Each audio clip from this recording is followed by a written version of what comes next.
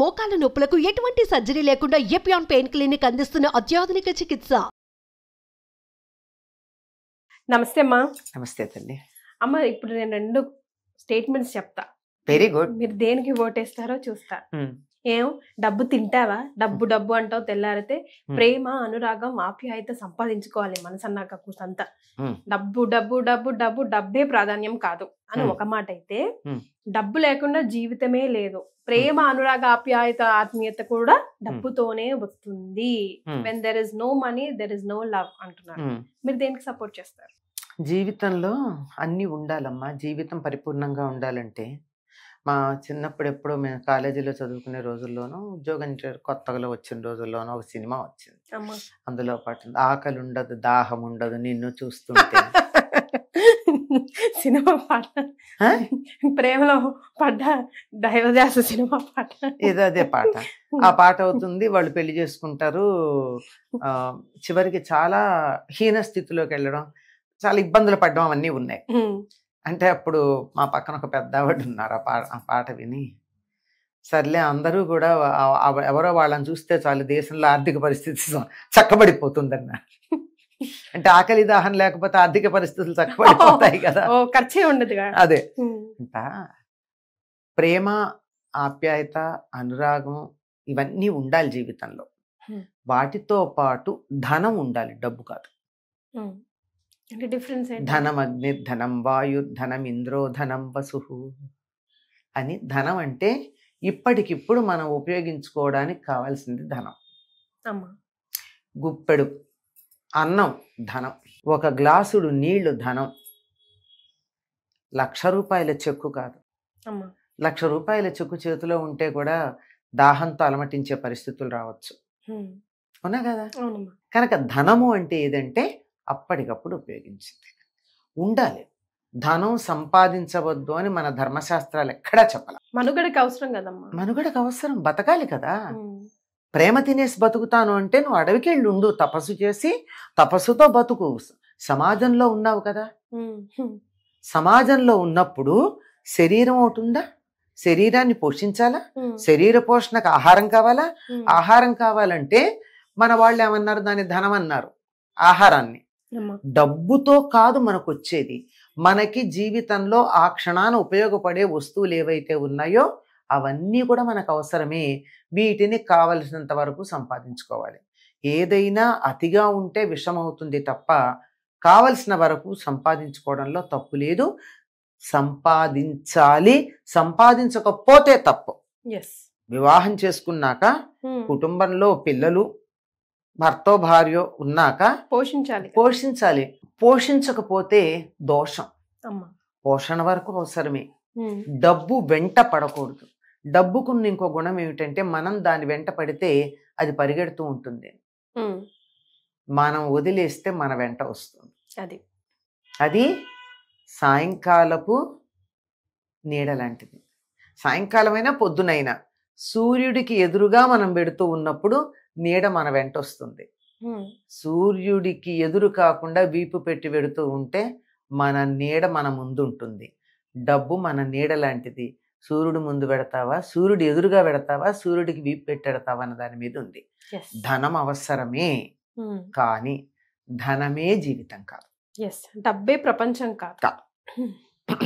ధనమేరా జీవితం అని పాటలు పెట్టేసి, ఆకలి ఉండదు, అన్నం ఉండదు నిన్ను ఆకలి ఉండదు, దాహం ఉండదు నిన్ను చూస్తుంటే అని, ఇలాంటివి కాసేపు చమత్కారంగా పాడుకోవడానికో వినడానికో బాగుంటాయి. ఒక క్షణం ఆకలి గుర్తురాదు అంతే. అంతెందుకో క్రికెట్ చూస్తున్న పిల్లాడికి ఆకలి తెలియదు, అంతేనా? మంచి సినిమా చూస్తుంటే పక్కన పెట్టిన కాఫీ గ్లాస్ మనం మర్చిపోతాము. అంత మాత్రాన అది అక్కర్లేదని కాదు కదా. దీన్ని మించి కాసేపు అది ఆకర్షించింది అంతే. జీవితం అంతా ఆకర్షించాలంటే వీళ్ళు అడవులకడ తపస్సు చేసుకోండి. ఈ సమాజంలో ఉన్నప్పుడు, సంఘంలో ఉన్నప్పుడు, ఈ దేహాన్ని పోషించాల్సిన అవసరం ఉన్నప్పుడు, ఈ దేహ పోషణకు కావలసినటువంటి కుటుంబము, వ్యవహారము, సమాజము ఉన్నప్పుడు ధనం కావాల్సిందే. ఒక రిచ్ కిడ్ అవసరానికి కావాలి. ఒక రిచ్ కిడ్ వాళ్ళ ఫాదర్ నెల్లి అడిగిందంట, నాన్నగారిని వెళ్ళి అడిగిందంట, ఎందుకన్నానా నువ్వు పొద్దున్నేస్తే డబ్బు డబ్బు డబ్బు డబ్బు అని డబ్బు వెనకాలే పరిగెత్తున్నావు, తిరిగి నువ్వు జీవితంలో లైఫ్ కి వెనకాలే తిరిగి చూసుకుంటే నీ జీవితంలో నువ్వు ఏం సంపాదించుకున్నావు ఉమ్, నాకు చెప్పు ఉమ్, అంటే, నువ్వు ఇలా మాట్లాడడానికైనా ఉమ్, ఈ రోజు నువ్వు ఇలా మాట్లాడడానికైనా నేను సంపాదించిన ఆ డబ్బుయే that is what making you to stand here today. Hmm. మీరు ఇలా ఉండాలంటే నేను ఇలా ఉండాల్సిందే, Hmm. నేను ఇలా కష్టపడాల్సిందే, లేదంటే అయానో భయానో ఈ స్టేటస్ నేను మోయాల్సిందే అని. Hmm. దీన్ని ఎలా చూస్తారమ్మా మీరు? అది కరెక్టే. అలా కాకపోతే ఏమయ్యేవాడు, నువ్వే బాగా సంపాదించుంటే నేను ఇట్లా ఉండేవాడిని కాదు కదా, నువ్వే గాని బాగా సంపాదించుంటే నాకు ఎంసెట్ ర్యాంక్ ఏదొచ్చిన సీటు కొనిపెట్టేవాడివి కదా, నువ్వే బాగా సంపాదించుంటే ఇంతకన్నా మంచి మొగుడిని కొనిపెట్టేవాడివి కదా అని పిల్లలు తండ్రిని అడిగే పరిస్థితి ఉంది. అది ఉంది సమాజంలో, ఇది ఉంది. రెండింటి మధ్య బ్యాలెన్స్ చేయాలి. ఏది అదొక్కటి పరమార్థం కాదు.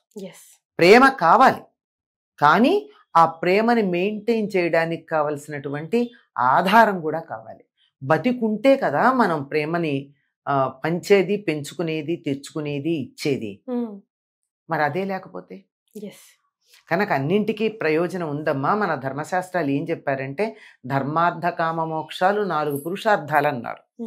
ధర్మబద్ధంగా జీవితం గడపాలి, ధర్మబద్ధంగా ధనం సంపాదించాలి, ధర్మబద్ధంగా సంపాదించిన ధనంతో ధర్మబద్ధమైన కోరికలు తీర్చుకోవాలి. ఇది బ్యాలెన్స్. ఈ బ్యాలెన్స్ చేయకపోయాక జీవితంలో వాపుకి బలుపుకి తేడా లేనట్టు అవుతుంది. ఎస్, కానమ్మా నిజంగా దేవుడు ఎద్దున్నోడికి బుద్ధిస్తాడు, బుద్ధిన్నోడికి ఎద్దియాడు అని ఒక సామెత ఉంది కదా. ఖచ్చితంగా ఏదో ఒక లోపం అయితే, ఎంతున్నా ఎంత లేకున్నా కూడా ఏదో ఒక లోపం అయితే, ఏదో ఒక పరీక్ష అయితే పెడతాడు కదమ్మా జీవితంలో. పెట్టని ఏమవుతుంది? అది లేకపోయినట్టయితే మనిషికి అసలు ఆలోచన ఉండదు, నేనే దేవుణ్ణి అనుకుంటాడు. ఉండని. కాకపోతే భగవంతుడు మనకిచ్చేటటువంటి ఒక గొప్ప ఈ వరం అనుకోవాలో, భగవంతుడు మన అనుగ్రహించాడు అనుకోవాలంటే ఏమిటంటే, ఆ దాన్ని అధిగమించగలిగిన శక్తిని ఇవ్వడం. లోపం లేకుండా ఎవరికి ఉండదు కదమ్మా. దాన్ని తట్టుకోగలిగిన శక్తి ఇస్తే చాలు కదా. మన ఇతరులను చూస్తే, వాళ్ళని చూసిన తర్వాత మన పరిస్థితి ఎంత బాగుందో అనుకుంటాం, అప్పటిదాకా ఏడిచేవాళ్ళం. ఇంగ్లీష్లో ఒక సామెత ఉంది కదా, చెప్పులు లేవని ఏడుస్తున్న వాడికి తండ్రి కాళ్ళు లేని వాడిని చూపించట. ఒక సాటిస్ఫాక్షన్ అంతే. ఒక అమ్మాయి థ్యాంక్ గాడ్ అనుకుంటాము. అదే కదా, అట్లీస్ట్ ఐ హావ్ దిస్ అని. అదే కదా. అంచేత మనిషి కోరికలకు అంతు లేదు. ఆశాపాసము తాకడు నిడుపు లేదంతంబు రాజేంద్ర అని చెప్పేది ఉందే భాగవతంలో చెప్పినటువంటి మాట. ఆశ అనే పాశం ఎంత అంటే అలా అంతం లేకుండా వెళ్ళిపోతూనే ఉంటుంది. ఇప్పుడు 1000 కోట్లు కావాలనుకున్నవాడు 1,00,000 కోట్లు అంటాడు, 1,00,000 కోట్లు అంటే 10 లక్షల కోట్లు అంటాడు. అక్కడికి సంపాదించడం చాలా పెద్ద వ్యసనం, అన్ని వ్యసనాల్లోకి పెద్దది. అంచేత అలా సంపాదించుకుంటూ వెడితే దాంట్లోనే మునిగిపోతారు. కానీ చివరికి వెనక్కి ఆ చిన్నపిల్ల అడిగిందే ధనవంతుడి కుమార్తె, అట్లా ఏం సాధించాను అన్నది ఉంటుంది. కనుక అటువంటి లోటు లేకుండా ఉండడానికి వెనక్కి తిరిగి చూస్తూ ధన సంపాదనతో పాటుగా ప్రేమను కూడా సంపాదించుకోవచ్చు.